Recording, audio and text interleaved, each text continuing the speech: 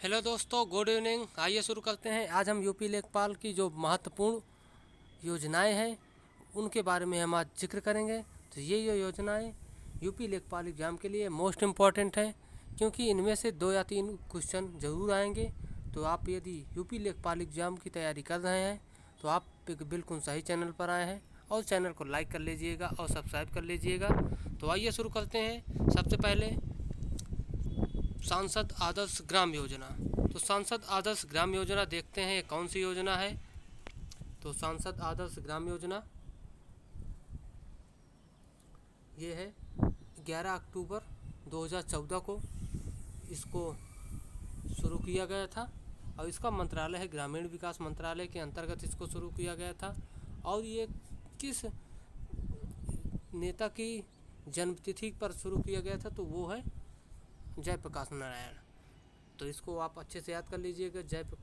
सांसद आदर्श ग्राम योजना को ये 11 अक्टूबर 2014 को शुरू की गई थी, और मंत्रालय है ग्रामीण विकास मंत्रालय, और जयप्रकाश नारायण के जन्मतिथि पर। इसमें क्या था, इसमें सांसदों को अपने इच्छा अनुसार किसी भी गांव को गोद लेना था, और उसके अनुसार फिर उसको मतलब अच्छे तरीके से उसका विकास करना था। तो और अगले देखते हैं सांसद स्थानीय क्षेत्र विकास योजना। इसको आप लोगों ने सुना होगा कि एमपी लैंड, ये एमपी लैंड इसको शॉर्ट फॉर्म में बोलते हैं। इसका फुल फॉर्म है member of parliament local area development, अर्थात सांसद स्थानीय क्षेत्र विकास योजना। ये 1993 में आई थी, और इसमें प्रत्येक वर्ष किसी भी सांसद को अपने ज़िले में 5 करोड़ रुपए व्यय करना था, अर्थात अपने ज़िले के विकास के लिए वो 5 करोड़ रुपए व्यय कर सकता है। तो इसके अंतर्गत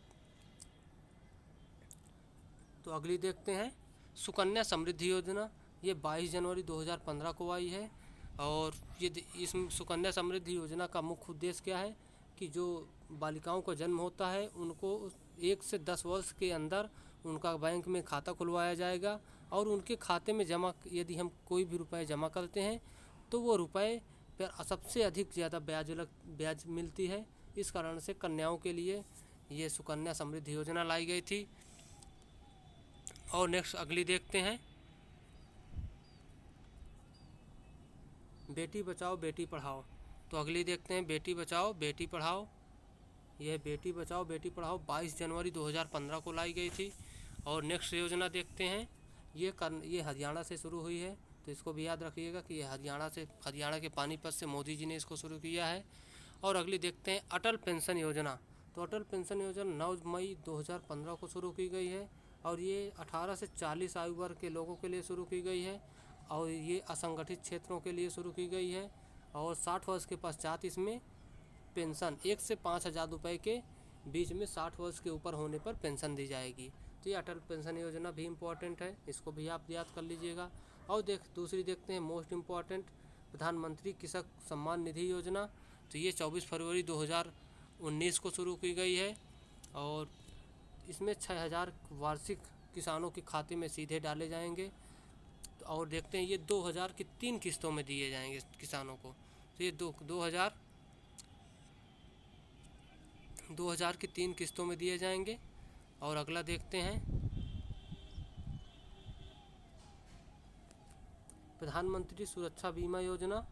9 मई 2015 को ये शुरू की गई थी। तो ये 9 मई 2015 को शुरू की गई थी प्रधानमंत्री सुरक्षा बीमा योजना। इसमें शुरुआत में 12 रुपये प्रीमियम जमा करना था।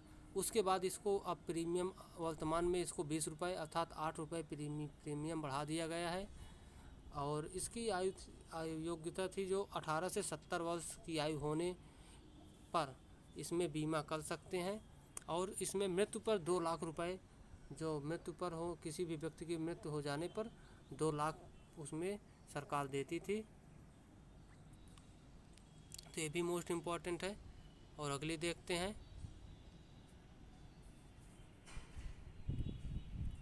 प्रधानमंत्री कृषि सिंचाई योजना। तो प्रधानमंत्री कृषि सिंचाई योजना देखते हैं। तो ये प्रधानमंत्री कृषि सिंचाई योजना 1 जुलाई 2015 को लाई गई थी, 1 जुलाई 2015 को, जिसमें किसानों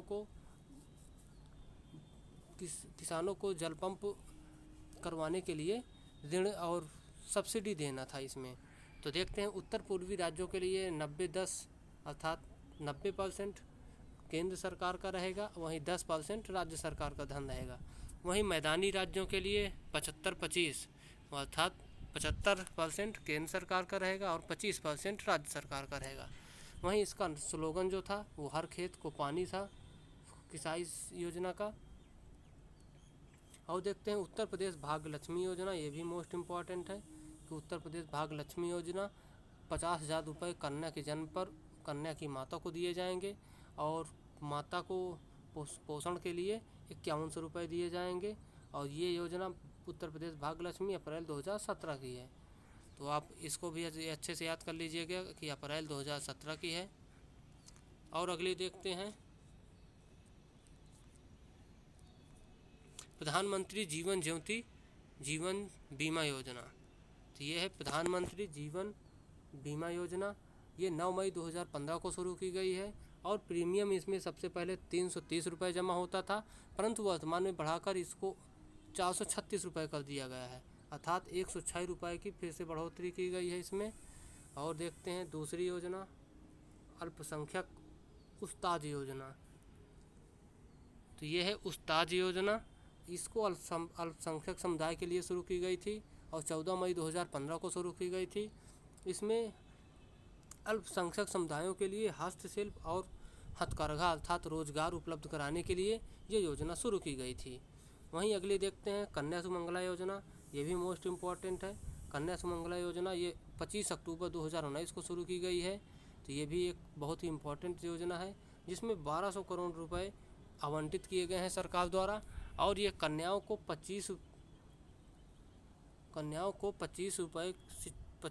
रुपये शिक्षा के लिए, तो ये गलत लिख गया है, इसमें कन्याओं को 25,000 रुपये शिक्षा के लिए प्रोवाइड किए जाएंगे कि जो कि उनके स्नातक तक की परीक्षा के लिए ज़रूरी है। और अगली देखते हैं नवीन रोजगार छतरी योजना। ये 18 जुलाई 2020 को शुरू की गई है और ये एससी के अर्थात अनुसूचित जाति के गरीब व्यक्तियों के लिए शुरू की गई है नवीन रोजगार छतरी योजना। और देखते हैं नई मंजिल, देखते हैं नई मंजिल योजना। तो नई मंजिल योजना देखते हैं ये अगस्त 2015 में शुरू की गई है और इसका मंत्रालय है अल्पसंख्यक कार्य मंत्रालय। और देखते हैं नई रोशनी योजना, नई मंजिल के बाद नई रोशनी योजना, इसका भी मंत्रालय अल्पसंख्यक कार्य मंत्रालय। और देखते हैं इसको 2012-13 में शुरू किया गया था और इसकी जो वर्ष थी वो 18 से 65 वर्ष के लोगों के लिए शुरू की गई थी। वहीं देखते हैं पेंसिल पोर्टर किसके द्वारा शुरू किया गया था। तो ये पेंसिल पोर्टर श्रम एवं रोजगार मंत्रालय द्वारा 26 सितंबर 2017 को शुरू किया गया था। इसका जो लक्ष्य था बाल श्रम मुक्त भारत का निर्माण। तो पेंसिल पोर्टल का जो लक्ष्य था बाल श्रम मुक्त भारत का निर्माण करना था, अर्थात जो बच्चों को शिक्षा के अवसर उपलब्ध कराना इसका मूल उद्देश्य था। वहीं देखते हैं प्रधानमंत्री जनधन योजना। ये 28 अगस्त 2014 को शुरू की गई थी। ये मोस्ट इम्पॉर्टेंट है। इसकी जो टैगलाइन थी मेरा खाता भाग्य विधाता, इसकी टैगलाइन थी। और अगली देखते हैं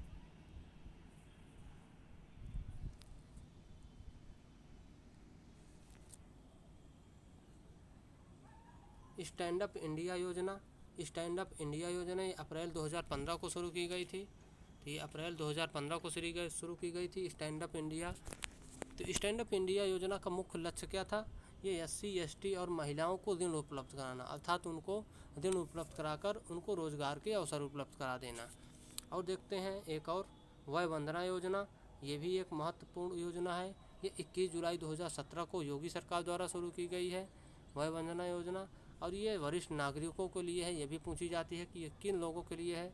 वय वंदना योजना वरिष्ठ नागरिकों के लिए है। इसमें 60 वर्ष के बाद वरिष्ठ नागरिकों को पेंशन दिया जाएगा। तो अगली देखते हैं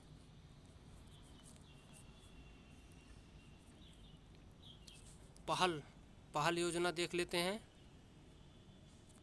पहल योजना 2015 में शुरू की गई है। पहल योजना अभी यूपीपीसीएस 2020 के पेपर में आया भी था कि पहल का मतलब क्या है, पहल क्यों शुरू की गई। तो पहल देख लेते हैं, ये महत्वपूर्ण योजना है। इस योजना से रसोई गैस पर मिलने वाली सब्सिडी के पैसे सीधे लोगों के खाते में पहुंचते हैं। पहल योजना के माध्यम से डायरेक्ट बेनिफिट ट्रांसफ़र, जो रसोई गैसों में मिलने वाली सब्सिडी होती है वो सीधे हमारे खाते में आती है।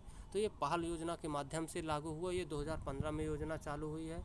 और देखते हैं एक राष्ट्र एक राशन कार्ड, अर्थात वन नेशन वन कार्ड, ये योजना कब शुरू की गई है? तो ये योजना 2019 में शुरू की गई है।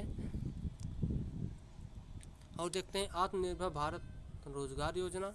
आत्मनिर्भर भारत रोजगार योजना ये अभी 1 अक्टूबर 2020 को शुरू की गई है। और देखते हैं दूसरी योजना एक जिला एक उत्पाद, वन डिस्ट्रिक्ट वन प्रोडक्ट, ये 24 जनवरी 2018 को शुरू की गई है।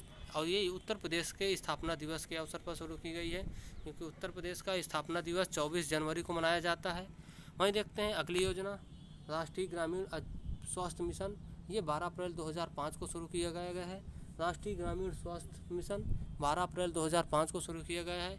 और देखते हैं अगली अंतिम योजना शगुन योजना, ये 11 जुलाई 2017 को शुरू की गई है शगुन योजना। तो ये योजनाएं आपके लिए बहुत ही इम्पोर्टेंट हैं। आप लोग इस योजना को अच्छे से देख लीजिएगा। ओके दोस्तों, थैंक यू, बाय।